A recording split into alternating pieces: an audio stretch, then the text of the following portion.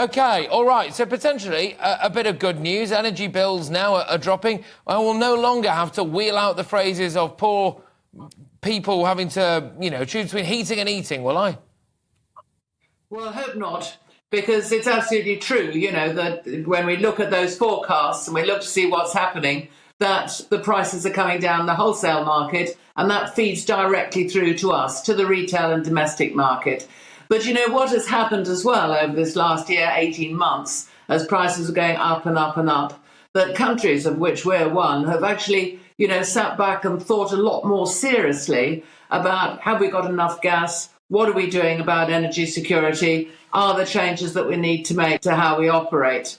Probably one of the biggest changes is, of course, Germany, who had to swing over from being so dependent on Russia to filling up its gas from all around the world. And the consequence of that was actually they were one of the big drivers up of the wholesale price.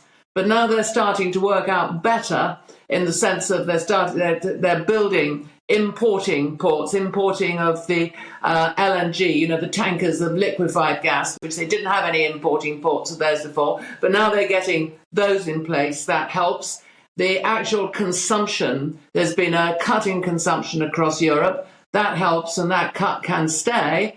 And of course, some of the nuclear power in France, which was down very substantially for a whole raft of reasons, that's now back up and running. So we're looking at a better picture. What we've got to do here in this country is now focus more on our own energy security and be absolutely clear as to what actions we are taking so we can't be caught by an international problem to that extent that we have the last few months this year. I get it, but we shouldn't have been caught. People have been talking about this. It's the obvious thing has been staring us in the eye. If you allow somebody else, and that particular individual or those particular individuals are not very nice people, to have your economic security in a vice, then you should not be surprised when those nasty people turn off the taps. We have recently just seen, today in fact, that we now have Grant Shapps, who is head of energy security and net zero.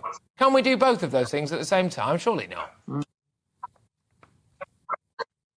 Well, you can, but you've got to get your timescale right and you've got to get your plan. The answer isn't just go and build more wind farms, because that is manifestly, isn't going to work because the wind doesn't blow all the time. Today it's not windy, it's cold. What are you going to rely on? So the way that we will get to net zero is a sensible timescale in which we build our backup, and we also build the base load, which is predominantly has to be nuclear for low carbon. At the same time, we don't just build renewables. We also have got to develop more technology, such as, store electricity by using it in surplus times to split water and collect the hydrogen and all those sorts of techniques. But you're not going to have that tomorrow. You're not going to have that this decade. This is taking the next 20, 25 years to get the program right, to do the investment at a pace which people can afford, and for heaven's sake, move the emotions to one side.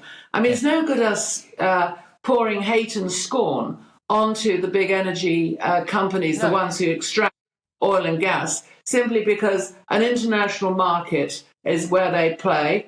They bring the oil and gas out of the ground right away around the world. There's a shortage globally, so the price went up. It's not their fault, for heaven's sake. So instead of bashing them, and they are paying a load of tax to us, there needs to be a proper program of which more gas locally is going to have to be part, because gas is a very good interim fuel, and just powering up gas power stations is a thing you can do quickly, and you have to do things quickly when the wind stops blowing or the sun stops shining. So that program is essential.